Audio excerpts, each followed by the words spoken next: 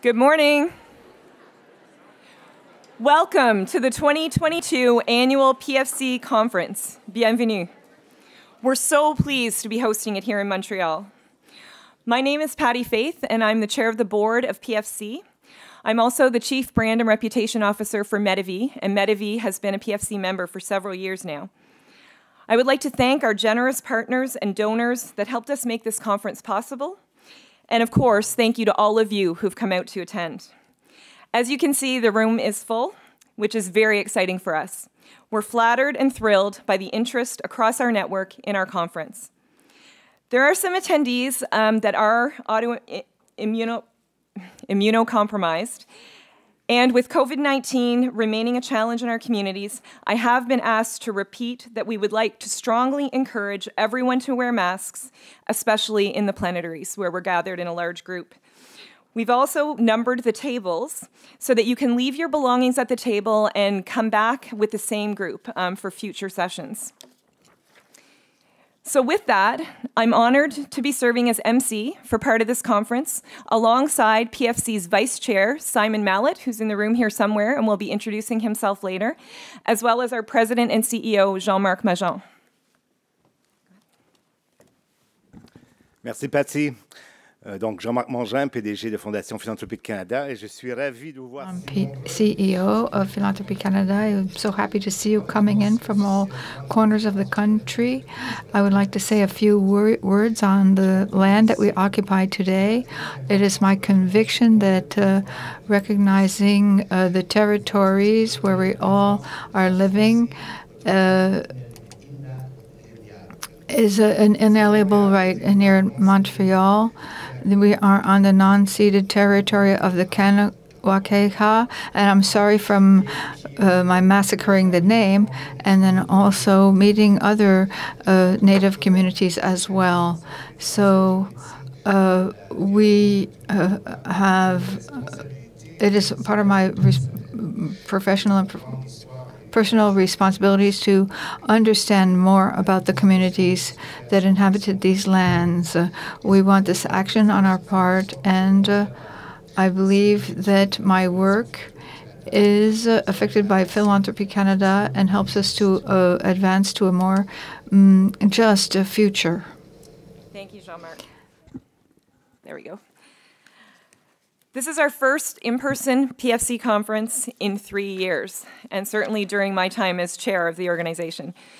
This year's program echoes more than ever our network's eagerness to contribute and share valuable knowledge and know-how. And a spirit of reconnecting is building into the framework and design of the entire program. The impressive session lineup reflects the accelerated revolution our network has experienced in terms of responsiveness to needs on the ground, how the world is changing, and our openness to new ways of operating to ensure our efforts are advancing the common good. In turn, we're so pleased to introduce a special local guest at our conference. Gasea Hawe, Sky Deer, the elected Grand Chief of the Mohawk Council of Ganahaway. Sky Deer Clan du Loup est la grande chef élue du Conseil She's Mohawk. the elected chief of the Ganahaway nation. She was elected in 2019 and was on community service for 5 years straight, and she was elected in 2021 as the first woman leader. It's a historic moment for the community. We are very honored and grateful that she is with us today to talk to us about her community. So we warmly welcome, Sky Deer.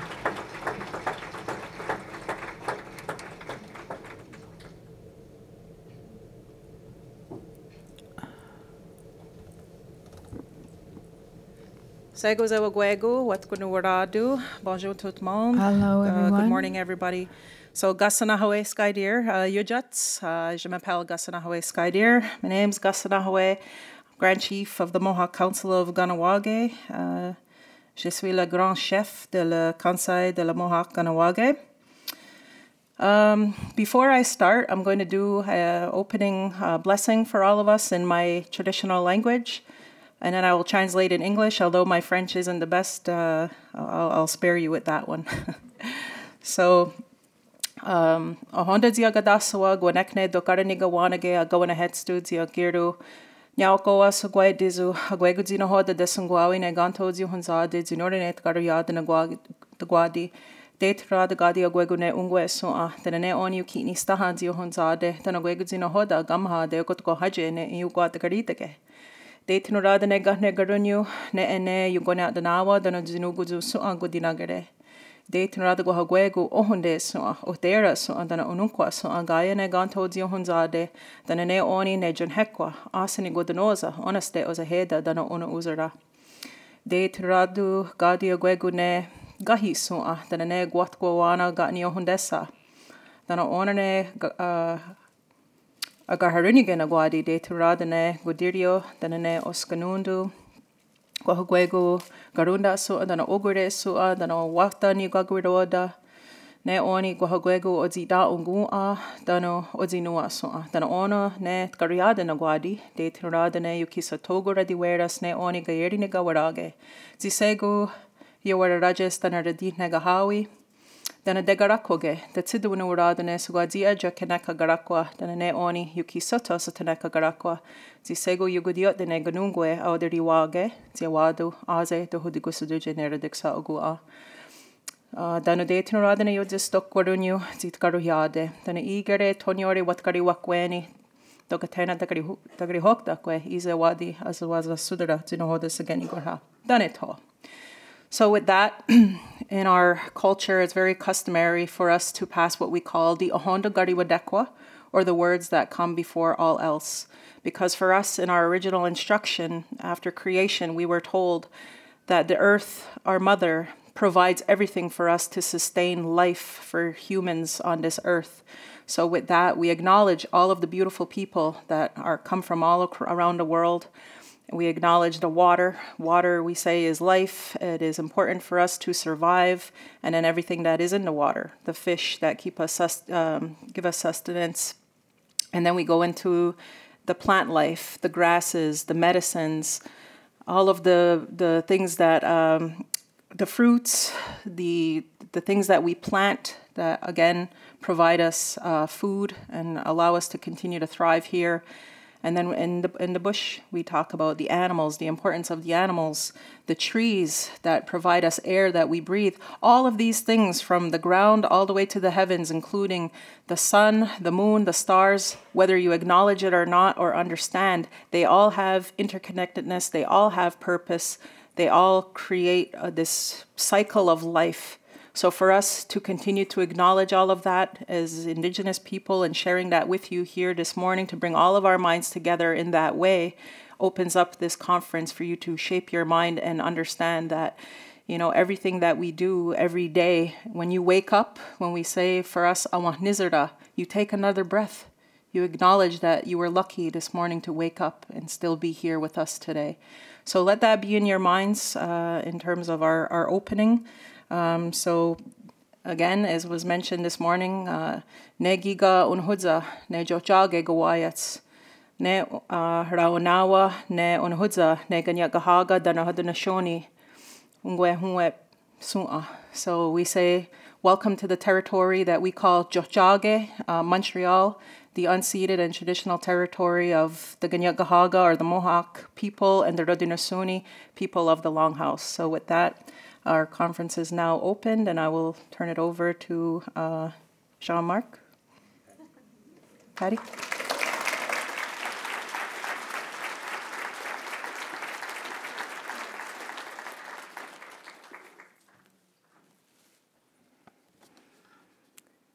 Thank you so much, Grand Chief Skydeer. That was beautiful. Before we introduce our open plenary, we have a special guest who we'd like to bring to the stage to say a few words of welcome. Souhaitons la bienvenue à Madame la Maîtresse Valérie Plante.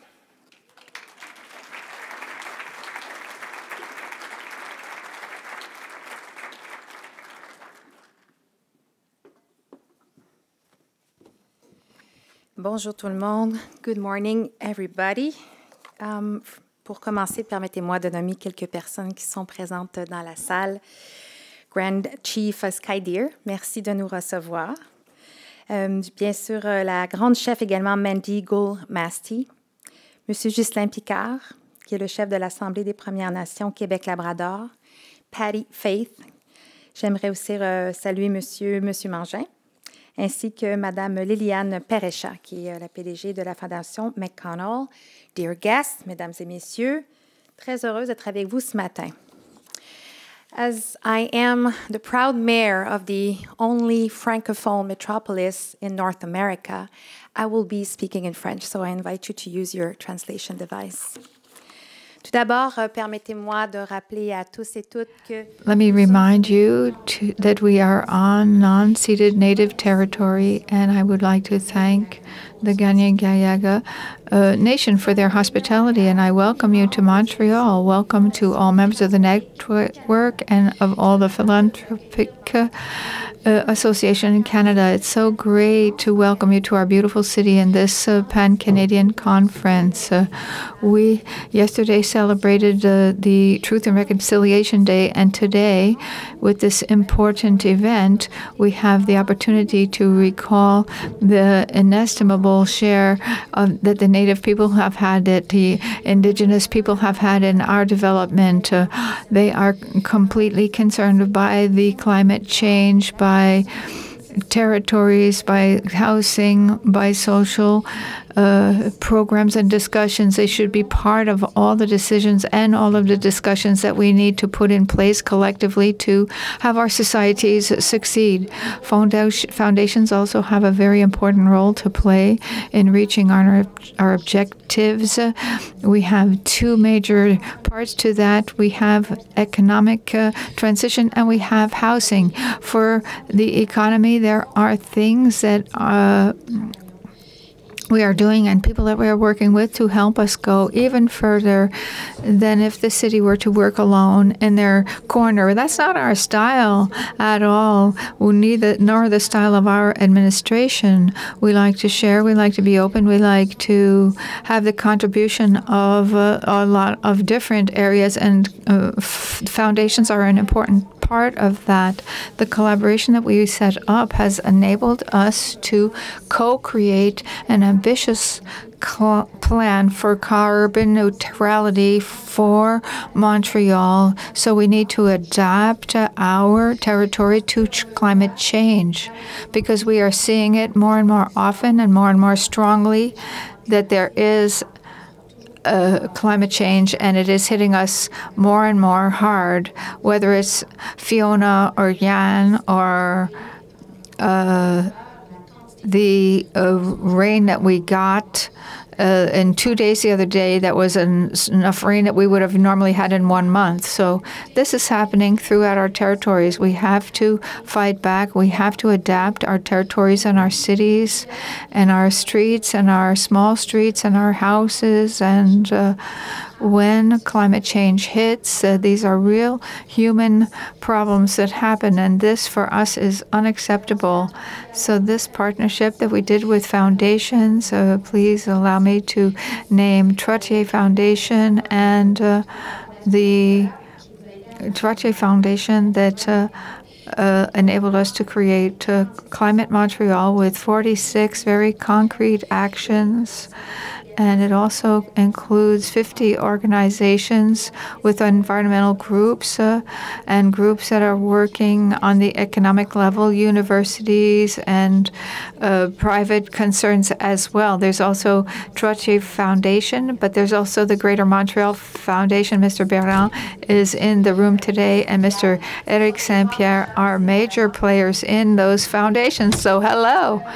These are very key players who show how important it is when we work together, we can succeed in creating miracles. I know there are a lot of miracles to put in place here, but at least we can make some movement towards achieving them.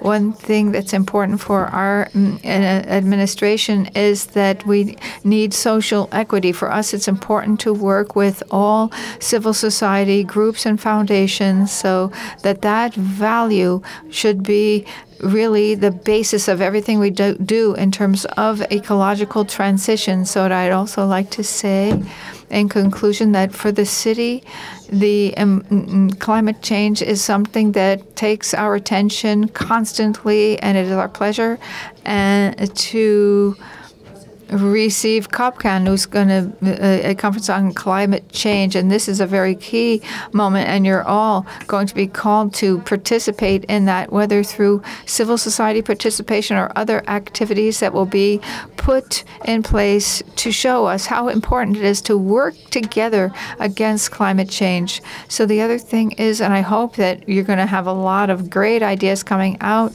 from this conference on housing. Housing is a huge issue in our cities and in our towns and cities and everything throughout Canada. And Montreal, we're very happy to be an affordable city if you compare us to Vancouver and Toronto. But for me, this isn't enough yet. We need to be affordable for everyone, everywhere, at all times. Everybody needs to have a roof over their heads, regardless of their economic status. So this is a matter of social equity and justice. And to get there, we need to work with all partners, because social mixity, for us, it's in a DNA of our city, and it's what makes Montreal stand out. It's what makes Montreal competitive, international, and this is because we have a lot of diversity in our neighborhoods.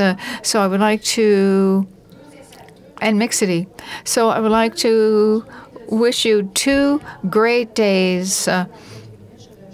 And it's going to start with the panel that's going to be here in a couple of minutes. And I want you to know that Montreal always has an open ear. We're always very open to working with all stakeholders, including foundations that have a major role to play in terms of the changes that our populations are demanding that we put in place. Thank you very much.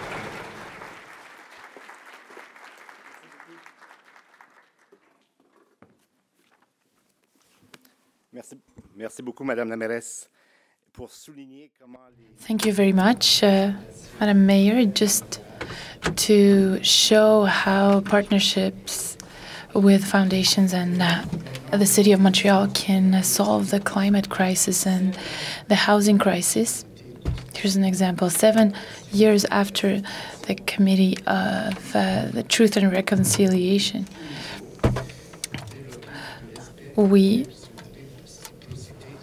wanted to develop more respect and reciprocity towards the Indigenous community everywhere in Canada, and we're confronted together to an incredible opportunity and obligation towards reconciliations and truth, to adopt and enact principles and norms of the UN Delegation on Indigenous Peoples' Rights. We have invited esteemed local and national Indigenous leaders to engage in a conversation on philanthropy today, where our sector might fit, and where we should consider when it comes to our relationship with Indigenous people across Canada in advancing justice and reconciliation.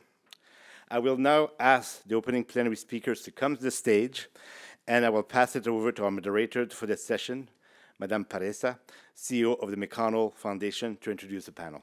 Merci.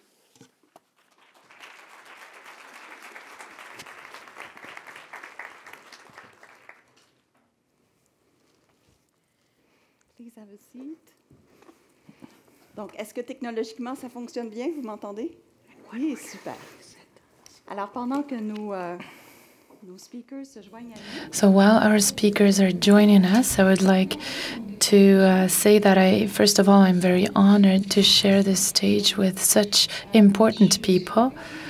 And I must say that I'm quite intimidated, in fact, to be in front of you. And I would like you to be indulgent for perhaps all of the mistakes that I will make. It's pretty gutsy in inviting a newbie, as I joined a private foundation not long ago, to moderate this panel. And I'm very happy to be here with you and to be also with such distinguished guests. So I want to thank PFC for putting this up, and seeing all of you coming all the way to my home city is really a great sight. After 3 years, it was about time that we saw each other. Alors, As a true Montrealer, I will be speaking in franglais. So switching from français to anglais, we don't distinguish which language we're speaking. So don't be surprised that you might be having to use your translating devices once in a while.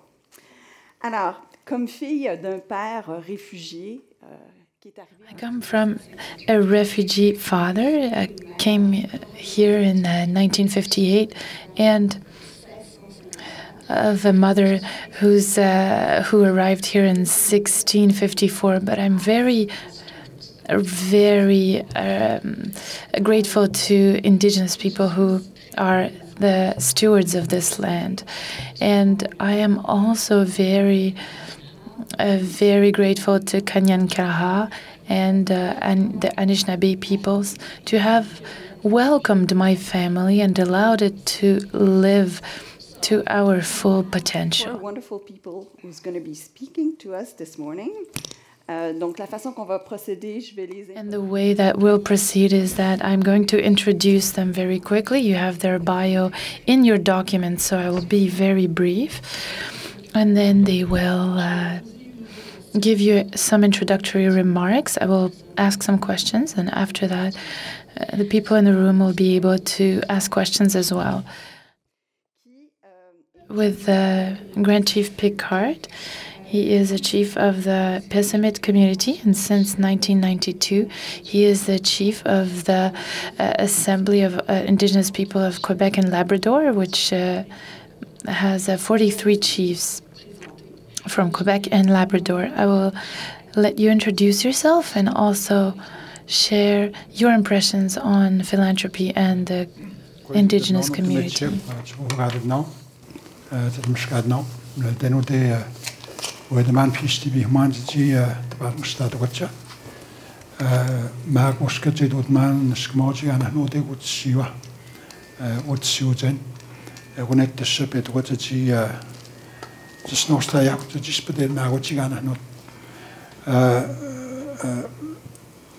It's a pleasure for me to be here this morning. Very privileged to be sharing the stage with my sisters this morning. Especially want to acknowledge Grand Chief Gassanahawa Skydeer from the Mohawk Council of Kahnawake. Best way to learn a native language is to sing it, because all other languages, if you know how to sing, then you have an easier time pronouncing the names correctly. So I certainly want to acknowledge Grand Chief Skydeer for hosting us this morning. J'aimerais aussi remercier la mairesse Plante qui est aussi en partie notre hôtesse ce matin de ce grand rendez-vous. I was just reading this morning, and I didn't search for it, I just fell on this page, and that less than 1% of Indigenous organizations benefit from philanthropic donations. So definitely too low in my view. But we're not here to make any accusations. We're just here to really assess what we have before us. I'm going to switch to French, not for the same reasons as the Mayor Plante, just simply because my colonizer was French-speaking. I'm very happy to share these few minutes with my colleagues this morning. I was in my community of Pessamit last Friday, and that was a rare opportunity for me to be able to spend a whole day from morning to night in my language, in my Innu language. And I think that my colleagues know very well what I'm talking about. So for me, it certainly is a sector that would benefit from a philanthropic contribution from this community. Another sector that I think is very important is culture and the arts. I have colleagues and friends from my own nations that work in music and have done this for a long time now, several years. They try to do everything they can so that the CRTC raises their quota of Indigenous music. That is another project that would deserve your consideration. We have also signed recently an agreement with Hydro-Quebec, a Crown corporation, to support women entrepreneurship in all of our nations, in Quebec and Ontario. That will be a program over the next 5 years, and that is something that should command our attention.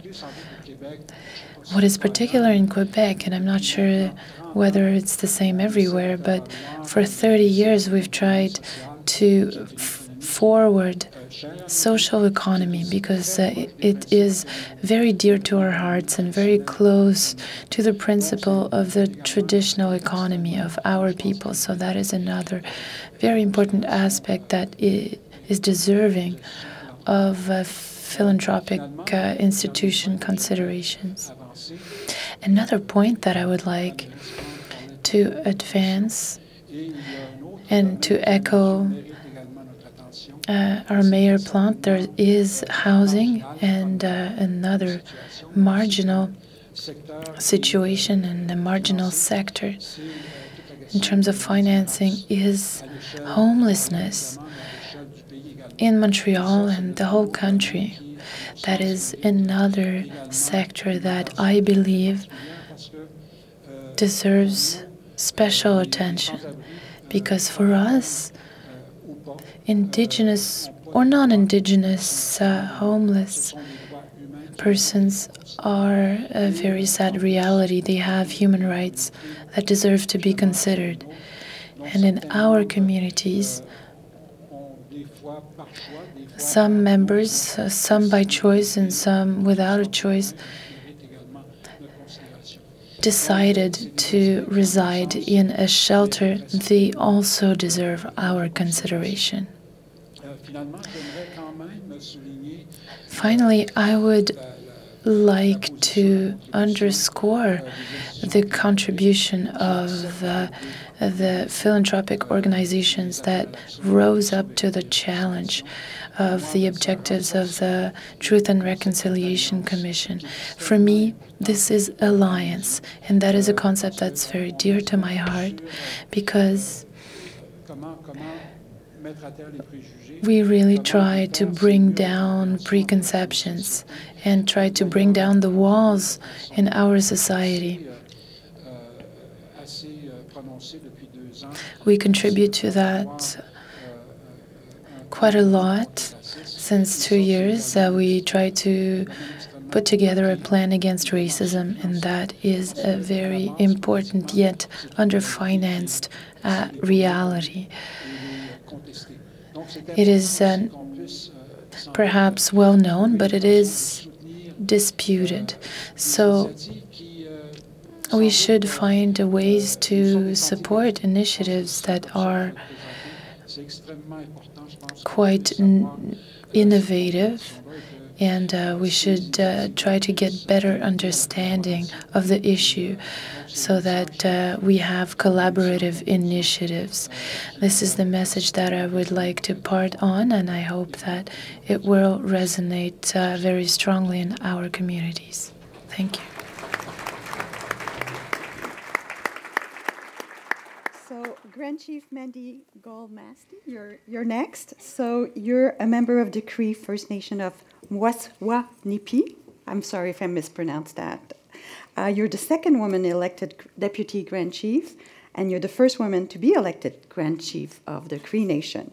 So you were first elected to public office in 2014, and I've seen that amongst many things, you played an instrumental role in ensuring that the mining explorations align with community concerns and environmental protection, and you've done so many different things. So please introduce yourself and share your first remarks with the group.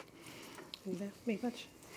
Gwajim no gam she nishtam nui wajiman gaudis gawidum go isne nuska osko get we got shows machanet utenhau LGBT kigat gaji dai utenhau njish jinut skadwik neska we ab magosko gani ganska utenhau muliat mer plant. Wajagam sheng gajidenga yam higan we dan utenhau njish washetten I die guten Jiwi in do mo shwen. What I said is good morning. I would like to thank you for inviting me. I'd like to also acknowledge my fellow panelists, Regional Chief Picard, Grand Chief Skydeer, thanking her for allowing us to be in her territory to meet one another and acknowledge the presence of the mayor here. And also admitted that it is challenging for me to be here because it is moose hunting season and I would have preferred to be in the bush. I think that joke is better in English. It's really a pleasure to be here. It is a really important subject, which is why I'm dipping into my cultural time to be present today to speak to you about the Cree Nation. I want to also call to the attention of those of you who may not be familiar with Indigenous peoples, the stat that Ghislain presented about less than 1%. I was informed earlier that it was 0.05%, so 0.5%. And I think that to me just showcases how much potential there is on a trail that has not been walked on by many groups. For the Cree Nation, we are a very unique nation. I am from the territory of Baie James. Some people know it as Nord Quebec. For us, it's Iuishchi. There are 11 Cree Nation communities. We're a little under 20,000 peoples. We have 2 communities that are in the process of being built. We have 9 that are existing. We are also one of the sites of the first point of contact by the Hudson's Bay Company in Waskaganish. So very long-standing relationship with our territory. We also have legends that go back to the times of the Ice Age. So I think we've been there even longer than that first visit from Hudson's Bay. But, you know, we are one of the unique nations in Quebec because we are governed by a treaty that is known as the James Bay Northern Quebec Agreement. This document has allowed for us to advance in particular to the needs of the Cree Nation. We are one of the nations here in Quebec that is highly, highly impacted. Hydro development, which was launched by Quebec, was in our territory. We know we came to terms with that development, and it has allowed for us to really evaluate the position that we're in right now. We're also impacted by forestry, by mining operations. I've had the opportunity to work for my community to understand what the needs are of our traditional land users. We call them tallymen, individuals that live on the territory who hunt, fish, and trap year-long in a subsistence style of hunting, whose world has quickly and drastically evolved in the past 46 years since we signed on to this agreement. They've been forced to respond. As Cree Nation, you know, we are one of the unique nations because our treaty is newer. It's a modern treaty. It's very specific to our territory, but it has allowed for us to really develop. We've built a lot of infrastructure. We have a lot of resources available in the community, but it is also very specifically tailored to needs that are for those Cree communities. And of course, there are areas that have funding gaps. And this is where we have played in the philanthropic space. We've had a lot of success in the early 2000s where we launched Anishtiogmuk, the Cree Cultural Institute, which is a museum of one of the highest calibers. I'm very proud to have it in my territory. Under the former leadership, we were able to launch a massive fundraising campaign, and we were able to build this institute.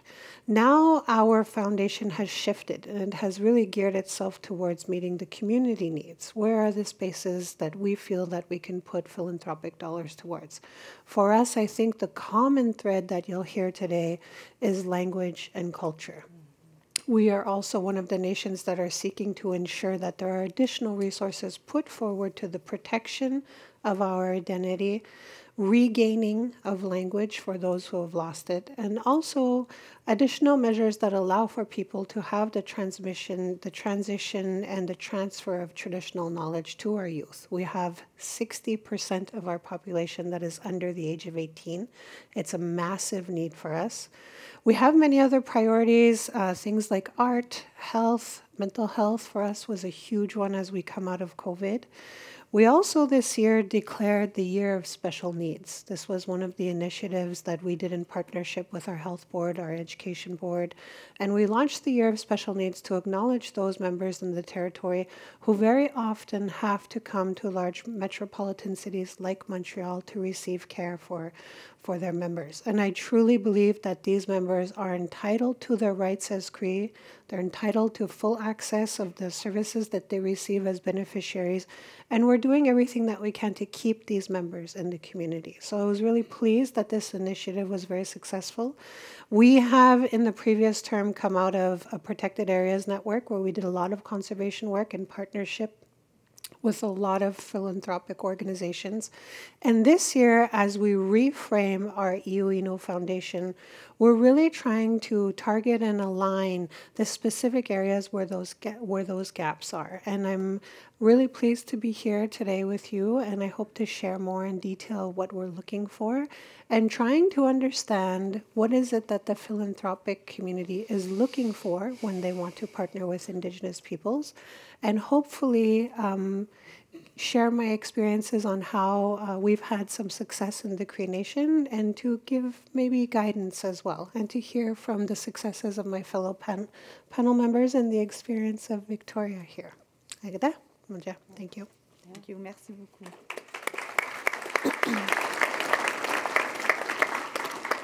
So, Grand Chief Skydia, my turn to thank you for hosting us on this wonderful territory that I absolutely love, que ce soit Kahnawake ou dans toute la grande région ici.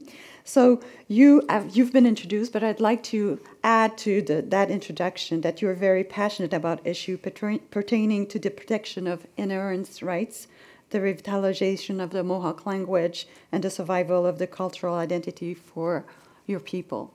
So please do introduce yourself and share your remarks.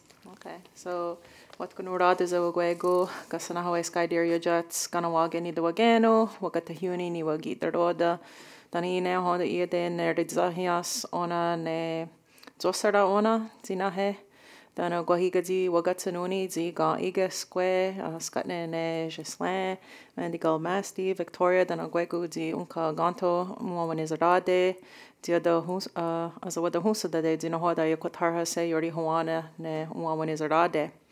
So just again, welcome everybody, and I've been the Grand Chief of the Mohawk Council of Ganawage for a year now. I'm Wolf Clan.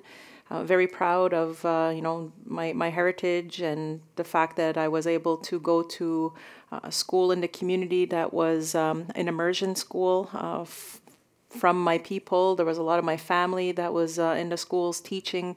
So although at the earlier part it was considered an Indian day school, I wasn't subjected to the same kind of experiences of what we acknowledged, what happened on Friday with the second annual National Day for Truth and Reconciliation. So Ganawage is really a hop, skip, and a jump away from here. It took me 10 minutes to get here. It's just across the Mercier Bridge. For those who had never been, we were probably about 7,500 community members. For us, we don't have any kind of mining projects or logging or anything like that. Our main resource, I'll say, is our location. If ever you came to Ganawage, you would notice all of the land expropriations that have taken place to create highways 132, 138, the Mercier Bridge, the Highway 30, the Seaway traverses through our territory, CP Rail. So for our community, we're very strong about the principle of not one more inch. It feels like every single land expropriation that has been able to be done to a First Nations community has happened to the Mohawk territory of Ganawage. But with that now, we have to look at our present reality and say, well, what is it that we can do now, given that 80,000 cars traverse our territory, the opportunity for economic development, and taking all of that now as I'll say, to our benefit, and to try to create partnerships with the surrounding municipalities, and to try to create a better future. For those of you who might remember, in 1990, we had the Oka crisis. We blocked the Mercier Bridge for 78 days. We're in a standoff to which the army was brought in to dismantle and, basically declare a warfare on our people. Thankfully, there wasn't a lot of loss of life, but unfortunately, people, did perish. One in the shooting there at Oka, and then some elders, based on the stress. And it really took a long time to reconcile those relations with our, surrounding communities and the people around us. I remember as a young girl, I was only 10 years old at the time that happened, going through the what I call the LaSalle rock throwing incident. I was in the second vehicle of the convoy, and just remember seeing the people and the things that they were saying, and the racism and the hatred. So when I left the community at the age of 12 to come to high school here in Tiohtià:ke, Montreal, I went to a private school called Centennial Academy. I was very worried about how my peers were going to treat me, and if there was going to be any of that kind of racism. But luckily, that wasn't the experience. But what I did notice was how very little people knew about Indigenous people in this country, and what the basic things that were being taught about, the Iroquois are more sedentary and live in longhouses, and you're laughing because it's true, right? And the Algonquin people in their wigwams who are more nomadic. And I laugh because I talk to young people today, and it's the same thing. But what I see more happening is the invitation of school boards reaching out to Indigenous communities to say, can you come and talk about your reality, and give one-on-one experience and to these young people who want to know more. I mean, in the time of the internet, and people are seeing now, after the discovery of the first 215, the fact that we have a National Day for Truth and Reconciliation. We had the papal visit apologizing for the Catholic Church's role now in residential schools. We have the government, making more promises to address Indigenous issues. I feel like there's a definite shift happening in people's mentality, and having more of a compassion and an understanding now of maybe the stereotypes that people had about Indigenous people, knowing now what our reality has been in the shaping of this country in the last 500 years. And the residential school system, and, that definitely is one of the more darker, blemishes, I'll say, on Canada. But like I'm saying, moving forward, it doesn't have to be what defines our future. And we are looking more toward having, open dialogue, collaborations with our non-Indigenous allies and people who want to help.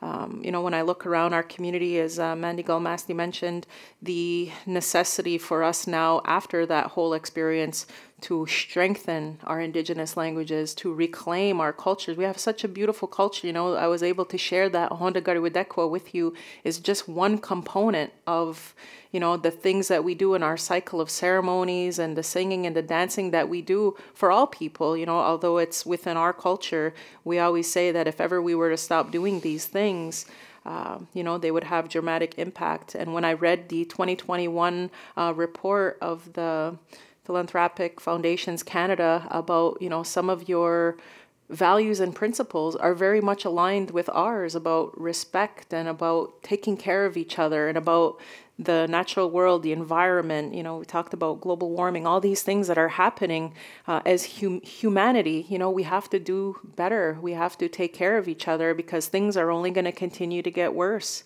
I lived in Florida for 8 years. I have a lot of friends down there, who are feeling the effects and ramifications of Ian, and I fear that things are just going to continue to get worse. And we have to start preparing, and we have to start shifting our mentality about our fellow, brothers and sisters, and not just Indigenous, but non-Indigenous alike. We're all in this together, and we need to make the time that we have here on Earth. And we say in our culture, we're all given a stick, and from birth till the time that we pass, there's all these experiences and things that happen on the spectrum of our lives that will shape us. And what is it that you want to be remembered for?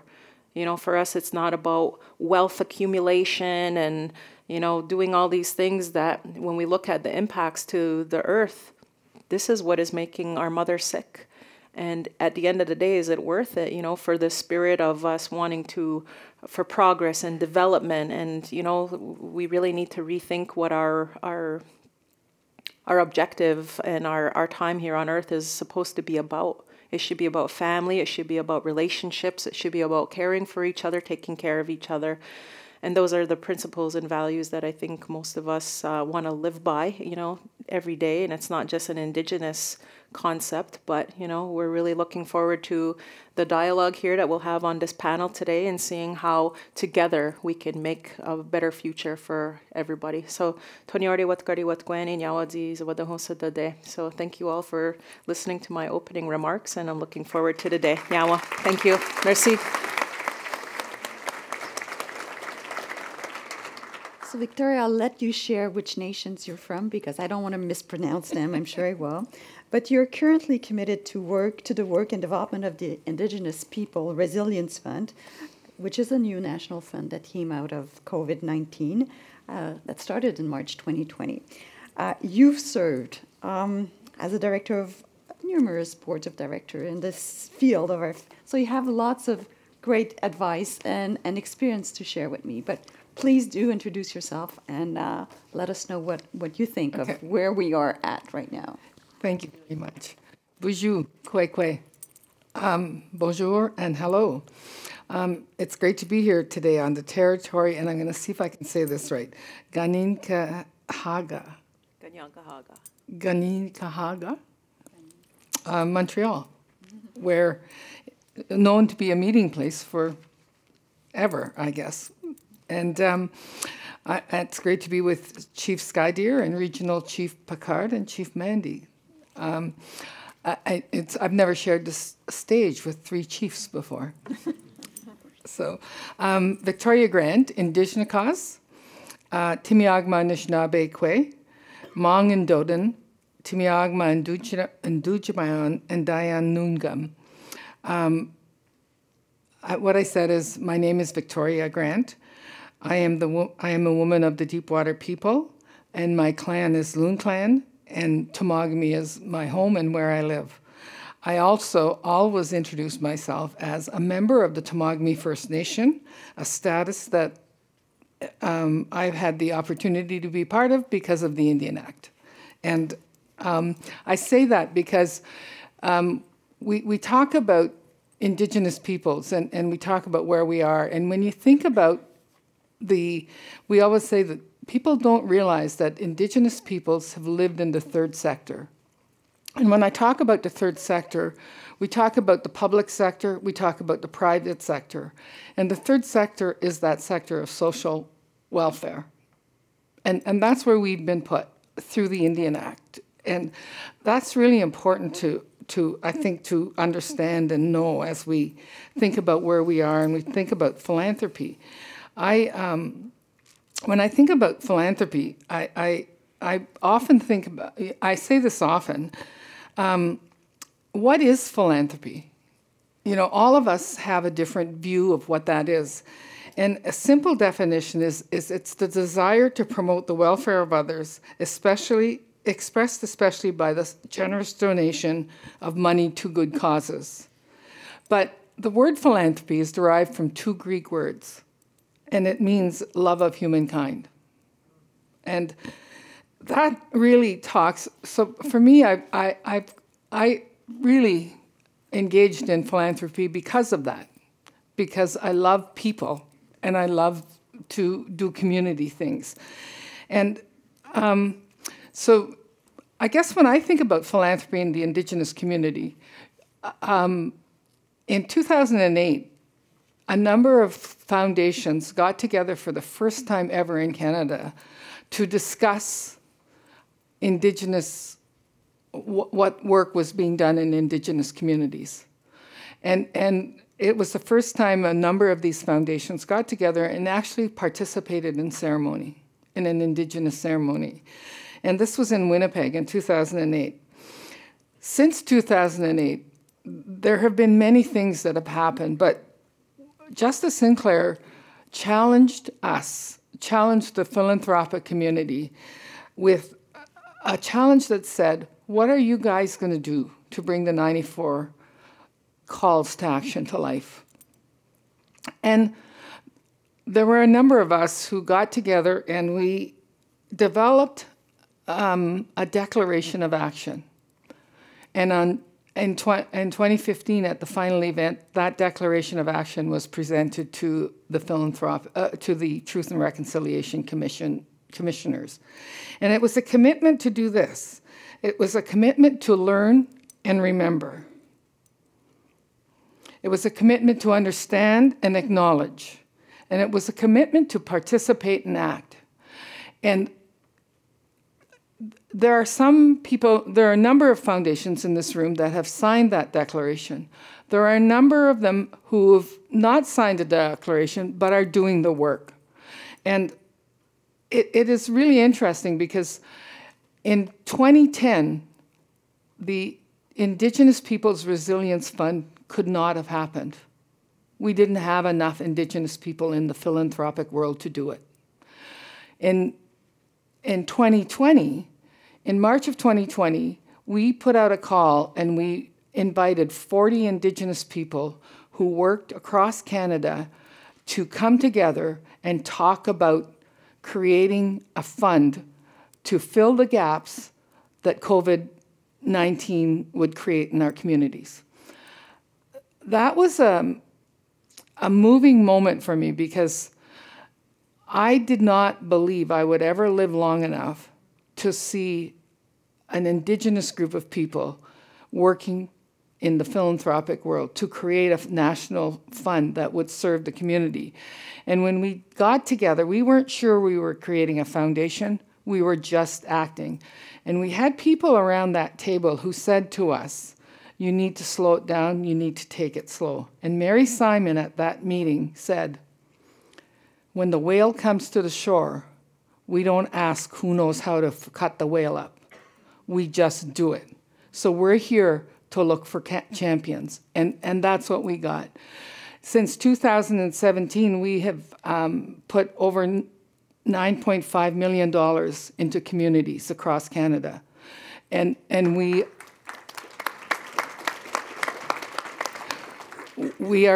have flow-through funds unencumbered. We can put those monies wherever we want. And what COVID-19 really brought to our communities was our great support payments went for food security, and food sovereignty. So over 40%, over 45% of our funding went to food security, and food sovereignty. And when you think about that, in 2020, that we are, even with all the money that was put into communities with the federal government through that period of time, there was still need. The interesting thing I want to say is when we started the Indigenous Peoples Resilience Fund, I and my peers all felt we wouldn't do it if we couldn't serve frontline organizations. We didn't want to go through chiefs and councils. We wanted to go to the organizations that were doing those things. And we serve over 55% of our funding went to what we call non-qualified donees. They do not have CRS status. And when we talked about what we would do, we didn't want to use that term grant because granting infers permission. It infers a top-down approach, and we weren't going to do that. We wanted to be partners, and we wanted to be partner in relationship. The really interesting thing about the IPRF is I really believe the birth of the IPRF came out of the Declaration of Action. And the partners we have at the table are incredibly committed, and we gather quarterly with them to talk about what we're doing, to share with them, but it's a relationship. And one of the fundamental things I really believe that in anything you do is relationship. If we're going to have reconciliation in this country, we really need relationship. We really need to know each other and understand each other, because it's reciprocity. We talk about reciprocity all the time, and we need it in both, for both, going both ways. What everybody needs to walk out with something. Everybody needs to be part of something. You need to have some sense of growth, some sense of care. And I guess when I lived in my community till I was 25 years old.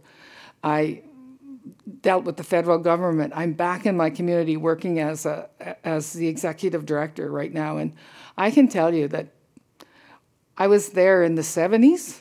I'm there in 2022, and there isn't a lot changed in that relationship. It is top down. It is, when you, like one of the things that comes to my mind is this land management system that they have. That's, you opt out of the Indian Act into another piece of a legislation that has a whole bunch of rules that I don't think were made by us. So it's just more of the same. So we need, as Indigenous people, to come together and make it work for us. And that's the relationship we have with our funders right now.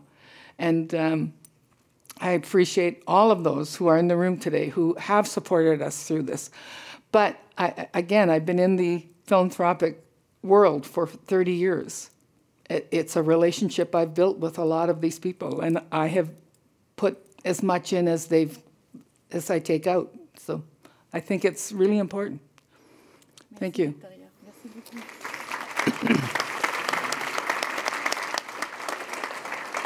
C'est qu'on a le temps à peu près pour faire une question, one question per person. Je vais commencer avec vous, Grand Chef Picard. One question per person. I'll start with you, Great Chief Picard. You have mentioned the fact that there's little philanthropic money going to Indigenous communities, and you talked about these potential alliances to address issues, realities, be it systemic racism, housing issues, affordable housing, and as well all potential solutions through social economy. What is the first step? What is the first gesture that our philanthropic community could do in order to implement these alliances? Well, this is an excellent question. Can you hear me? Not yet? Okay, now we can hear you. Okay, thank you very much. I certainly want to acknowledge and recognize Victoria for her work. I think it's very important that we have advocates as well in this area. Back to français. Je pense j'ai pas assez. Maybe I didn't insist sufficiently on what I talked about earlier. We truly have to think out of the box. When I spent the day last Friday in my community, and I've been thinking that for a while now, I think there are as many definitions of reconciliation as there are people in the room, and I'm just exaggerating a bit. This being said, it's far too easy to talk about reconciliation amongst others, amongst us and you, and to forget at the same time that there is an important process that is taking shape within our communities themselves. At the individual level, reconciliation with oneself. And that is an extremely important process that deserves to be listened and understood. How, as an Indigenous society, can we promote our own reconciliation? And we have to overcome decades, if not centuries, of colonialism. That's no small feat. So that is very important. And we must listen. I think that all initiatives that aim towards that, towards empowerment, would be important. We all need to focus on that. We all have to do that, the philanthropic sector as well. We have to focus on that because our reconciliation, our collective reconciliation is conditioned by our own individual reconciliation as an individual and as a community and a nation. Thank you. Thank you very much. When you share your remarks, you said that you opened the door saying, I'd love to share details on how the guidance of this connection between the philanthropic world and your community. So please do share more of what you wanted to say. Sure. I wanted to touch on 2 points. The first being maybe a learning experience for me as somebody who is a little bit newer to the philanthropic world. We had a lot of success with one of our conservation projects that we did, and we were able to succeed in that space because we had a partnership with many philanthropic groups. And I think one of the things that really made that file easier for us because of our capacity to respond to the needs of the philanthropic groups was to really develop a partnership with them. And that partnership allowed for those groups to come together and to ask for a single reporting methodology. So we were not filling out, 5 or 6 different reporting processes for each group. They really worked with us to try to align and find one master reporting form that they could all make use of. And I think one of the things that people don't realize is capacity is an issue in the Indigenous world. And as we're coming out of, the things that we have endured as a nation, we continue to build capacity. So for me, when I look at the relationships with the philanthropic groups that we worked with, they allowed for that space to be acknowledged, and they helped us find a solution for it. And I think when you ask those kind of questions of the groups that you want to work with, what are some internal issues that, you're looking to bring forward, and to maybe, like Vicky said, lean a little bit away from the guidelines and the criteria that are very regimented, that sometimes do not allow for you to respond to the needs that you want to work on. And there's really an interconnectedness with Indigenous peoples that I think you have to also call attention to. There are common issues amongst our nations. There are also some unique issues in our nations. But there are some key core areas that, I think that the philanthropic world can call attention to. And I think that calling attention to those issues are some of the ways that we can move some of these discussions forward and have dialogue on challenging issues like the impacts of residential school, what it means to endure racism as an Indigenous person here in Canada, the issues with language. The past couple of weeks, it has been very hard for the Cree Nation. Although I'm bilingual, my nation, we have a lot of communities that speak English more than French. And with the tabling of this Bill 96, it has created a lot of issues for us. So I think that the philanthropic world has space to call attention to some of the capacity that's being lost when, large government bills are passed and are impacting Indigenous communities. The other thing that for me was a huge takeaway was allowing for Indigenous peoples to state outright what their needs are and explaining them, I think, is one of the keys to developing a successful partnership.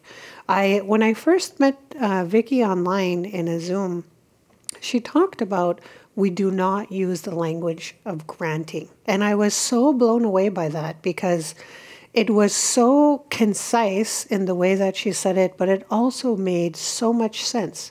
You are looking to partner with Indigenous peoples. You are looking to partner with those communities, and I think you're looking to build a relationship with them in whatever it is that you seek to achieve in putting those philanthropic dollars forward. I had earlier this year also the unique experience of being part of the delegation when the Pope Francis came to Canada to visit. And I saw a lot of disconnection there. Like Grand Chief Skydeer spoke, there was not a lot of understanding as to why the Pope was coming. And there was also, I felt, a lack of participation in acknowledging why the Pope came. But I thought there was a lot of opportunity in that space. Although to speak about something challenging, I felt there was a lot of opportunity in that space to help communities move forward, to help communities have access to resources that they maybe do not have. The other thing that I think was a huge takeaway for me, watching our nation evolve from having a foundation that was geared towards building a cultural institute and now looking to implement more language and cultural programs on the land, is seeing that transition, the evolution. We are looking to, put programs together that will give our youth more access to be present and occupy the territory, to have traditional practices, to hunt, to fish, to trap. Not every family has the opportunity to do so. So we're really trying to create access to resource or programs for them to participate and ensure that they actively know who they are as an Indigenous people, and also ensure that they have a relationship with their territory, because everything that has moved forward for the Cree Nation was really coming from those hunters that went to court, that testified about our occupation, our relationship with the territory, and allowed for us to, really tell our story in that space. And it was based on traditional knowledge. So I encourage you to, seek to understand who it is you're working with. Seek to understand what their priorities are, what their challenges are, where they need help with capacity, where they want to move forward. And in doing that legwork, I think that you will find that it enhances your relationship and your partnership. The last thing that I think is really important, I feel, is challenging those that you work with outside of the Indigenous space. Those can be organizations, companies, governments, to really outline criteria in their, internal policies, in their SCGs, in their social acceptability policies, to identify what it is that they're doing to also contribute or have a relationship with Indigenous groups. So I'll give one example. I was very surprised to learn in our discussions with the Catholic bishops how much work they did in having a Catholic school board system across Canada. And for me, I think this is a key area in that dialogue about reconciliation. If the philanthropic community contributes dollars to provide information, to have guest speakers come in, Indigenous guest speakers, to create material or to create experiences where Catholic school children can understand who Indigenous peoples are in Canada, this is a use of dollars that contributes to a reconciliation process.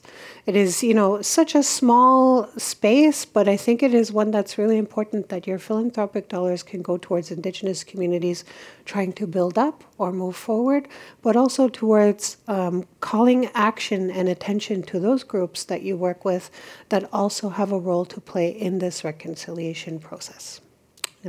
Thank you. Merci beaucoup. So Grand Chief Skydeer, you've talked about opportunities and the potential for collaboration. Would you like to share some examples of where and how you think we should show up? Okay, so as mentioned, the project that we have ongoing to build a cultural center, museum, theater, I was very surprised with the number of people that came forward who are from outside of the community, people from the Montreal area who wanted to be a part of the fundraising effort and be on the campaign cabinet, as we call it. I'm the chairperson. So the fact that right now we're coming up with a list of names and organizations and people within the philanthropic community that we will be approaching, and the fact that it's not just people from our community. As a matter of fact, Ghislain had volunteered to be on, but then he had to withdraw because we know he's a very busy man. But just seeing the willingness, and also another very important partnership that we were able to leverage in the last little while was a partnership with Hydro-Quebec. So for them to finally give acknowledgement of territorial land, historic land use, and the fact that they're embarking on a project that will provide hydroelectric energy to New York City through the Hertel Express corridor, and that, because it traverses our territory, rather than them just giving us, like you said, a grant or funding saying, okay, well, we're using your land, here's money, like hush kind of thing. we're an actual partner in the project. So those kind of opportunities, I think, and that to me was one of the ones that was kind of, groundbreaking and one of first of its kind. But if we could see corporations and organizations seeing the potential of having these kind of relationships and true partnerships, really changes the narrative, and the scope of the way we can do things together. And I really have to highlight what Grand Chief Mandigo Masi was saying about knowing the community you're working with, because, within this region, Quebec, and then if you look at all of Turtle Island, depending on the nation that you're speaking to, the needs are diverse, the, values and principles are different. So like, for instance, the Mohawk people, I don't know if you must have seen this symbol in many places. This is the Hiawatha, or the Confederacy of the Iroquois people. So the Mohawks are the keepers of the Eastern Door. So for us, we've long had a governance, a constitution, long before the creation of Canada and the United States. So for us, we're very principled in that we don't believe ourselves to be Quebecois. We don't believe ourselves to be Canadian, because we long had our identity, our nation, our governance, our legislation, the way we do things for ourselves, by ourselves. And when we created what we call the Degni de Wahade two-row relationship with settlers who came over, we talked about peaceful coexistence under principles of peace and coexistence and being respectful of each other. And then we have, like she said, these different oppressive legislation, like the Indian Act, that's still on the books. So you can go ahead and pass UNDRIP, United Nations Declaration on the Rights of Indigenous People, but then you still have the Indian Act in place, which is the most oppressive legislation that controls the lives of Indigenous people in Canada, and the government decides who is an Indian. It just doesn't make sense in today's context. I mean, there are certain protections that the Indian Act grants to Indigenous people, but in terms of what the intent of it was set out to do, and it's still there, and it's still a thorn in our side in terms of our self-determination and what it is that is important to us moving forward. So definitely, as Ghislain, the regional chief of Quebec, if, you're looking to contribute to nations within this region and creating those linkages and the outreach, like how would you do it? And then meeting with the councils. So like for myself, I'm a part of the elected council, obviously, which comes out of, again, the Indian Act, which was a way to displace our traditional governance. So within the community right now, we have a distinction between the elected system and the traditional, which we're trying to work to restore, because the governments don't want to recognize traditional governments in some regions and some areas. So that is something, as Ghislain mentioned, we have a lot of reconciliation to do internally because of the impacts of colonization and different things. Like, it's difficult for me to speak French because I'm already speaking, as I mentioned, a colonized language.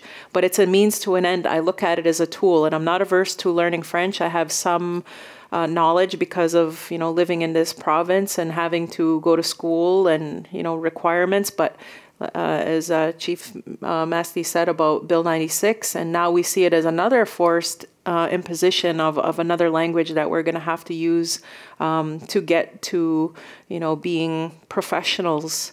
And the capacity building that she talked about. We have lawyers, doctors, all kind of professionals right across our community. And I'll say, we're very lucky with our location and proximity to the city. There's a lot of Indigenous people who are going back to school and going to university and CEGEPs. But with another added layer of a requirement to learn another language at that level, I see as a major encumbrance to youth. And I could already see they're feeling deflated and that, they might not be able to reach their dreams and their goals and aspirations as a result of this. So we have to do that work to continue to inspire them and say, well, we'll find solutions, creative solutions, then to work around it. Like maybe partnering with our sister community, Aguazasne, who is very close proximity to Ontario, to have them go to school there then, So we'll work any way possible to ensure that our young people have every opportunity for success and whatever it is, their aspirations and dreams, tell them that they want to be in their lives, and that's how we're going to support, this next generation of youth. So equal opportunity. And, you know, if there is, you know, a willingness to fund, obviously it's a challenge for young people, and I'm sure not just in the Indigenous communities, but, you know, having to balance going to school and having a job to pay for bills and rent and so forth, and then put the burden of having to learn language, culture, and revitalize that.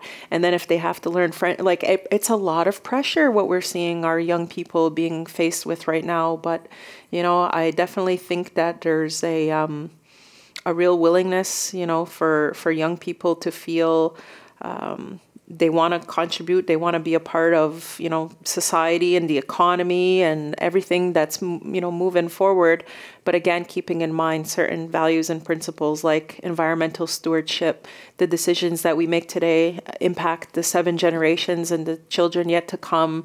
So, you know, being cognizant of all of that. So those are just some ideas, again, that we still have significant number of First Nations communities that don't have clean running water, you know, the infrastructure needs. So anyway, I won't take too much time, but those are just some ideas in terms of where I could see linkages and alignment. And if anybody ever wanted to work directly with Kahnawake, you know, I would be the first point of contact in setting up whatever it is. And we have so many sectors you know, that we've hived off, like obviously health and social services. We have our own hospital in Kahnawake, and that was, again, you know, people who worked diligently with the government and René Lévesque at the time to get a nation-to-nation agreement to build a hospital in our community. And right now there are challenges, I'll say, because we have to service non-Indigenous clients as well, right? I mean, that was a part of the agreement, but now at the expense of how big our population has grown since the 80s, our people aren't able to get appointments. And, you know, the funding is still outdated. It's still from the 80s. So all of the health services that are required in the community definitely need to be augmented. And we talked about mental health, inclusion of people with disabilities. We had our first softball game this weekend for special needs, and the whole community came together because we do have a significant number of people now with autism and different, you know, special needs, and that we want them to feel included and that they have opportunity, that they can have jobs in the community, and that we would have a center that keeps them in the community. And those are needs that we definitely see where there's a lack, you know, of services. Super. Merci beaucoup pour la réponse détaillée.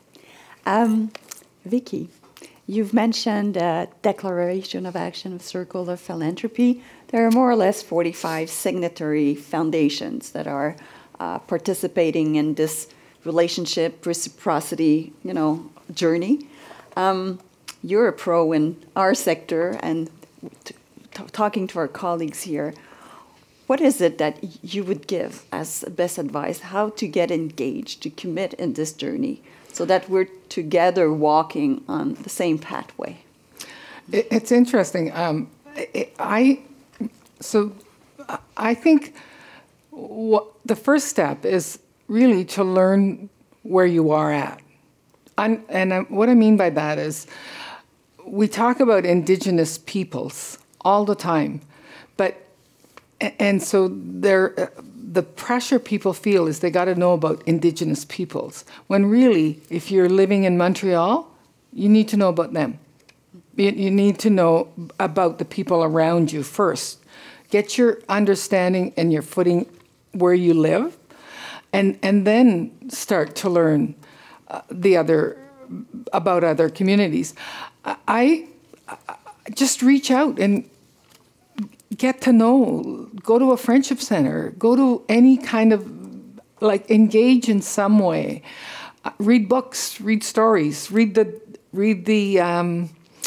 first volume of the Truth and Reconciliation Commission summary of the whole thing.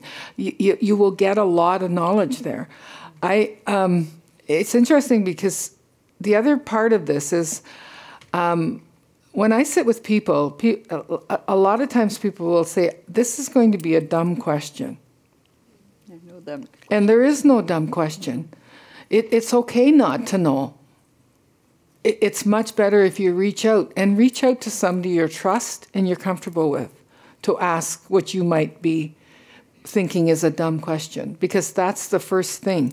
Because if you don't ask, you're always going to have that sense of, I can't participate because I don't know.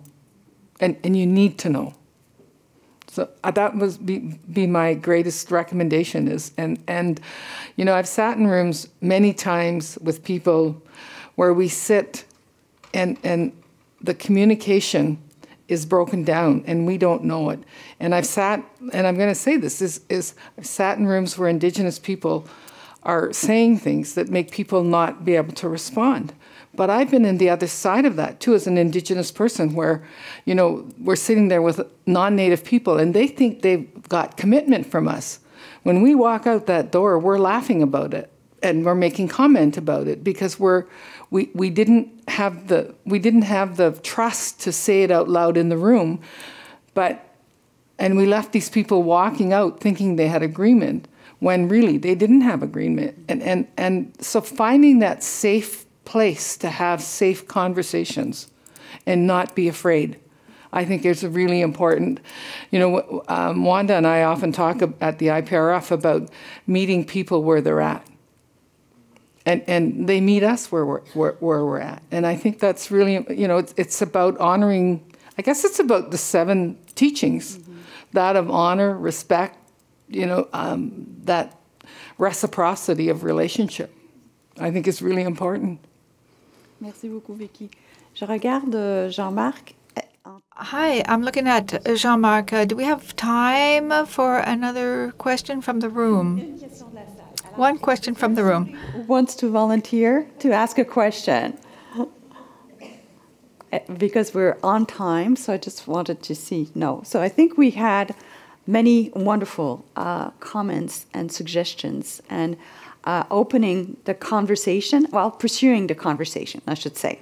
But for some of us in this room, this may be a opportunity. So, alors, ce que je veux qu'on retienne, c'est que les besoins des peuples autochtones sont... What I'd like us to remember, to take away from this, is that people from Native Indigenous communities are very important, just like other communities are important, and it is up to us to get to learn. Pour accélérer ce processus de la réconciliation. And this will accelerate the reconciliation process. So peoples, I mean, we're talking about empowerment and being the empowerment on your territories and how we should view this as long-term relationships of respect, listening, and honor. So the doors are wide open. We had the opportunity to hear our panelists. 2 of them will be remaining with us. So Vicky is sticking around for the rest of the conference. Mandy, I believe you are also. So I hope you don't mind if I tell people, please don't hesitate to come and continue this conversation and chat with you while you're here. So that would be really grateful. We're very grateful for you to do this. Ensuite, il y a différentes approches. And after that, there's a number of other approaches and opportunities that are underway with other foundations. So go ahead and speak with the foundations. They have experience. Any foundations who have experience, they can give you so that you can learn. Indigenous People Resilience Fund is a great example. Community Foundation, like in the Cree Nation. So apprenez un peu plus qu'est-ce qui se passe de ce côté. So you can learn from them. And there will be 2 other workshops that will continue in that orientation in the next couple of days. One of them is on reciprocity and confidence at 3:30 today. And another one on revitalizing Indigenous philanthropy. Okay, so Matt, thank you for your attention. Thank you. Mostly, merci, miigwech. I'll say it in my own language, halalyepa, for being here today, for sharing so generously with this room so many things that we need to be much more aware of. And thank you for your time and the quality of your comments. Sur ce, bon appétit.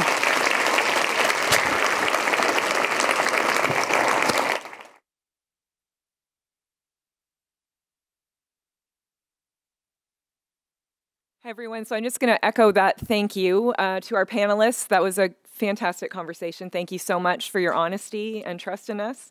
And our moderator, who did an excellent job of summarizing to the point that I have nothing further to add. That was fantastic. Thank you. So we are now going to move into lunch. Lunch is available in room 524 ABC. The one thing before you head out for lunch, though, I just want to remind people who are looking for simulated translation, just stop by the desk where you registered and you can get something there, okay, and get you set up for the afternoon. And with that, off for lunch. Bon appétit.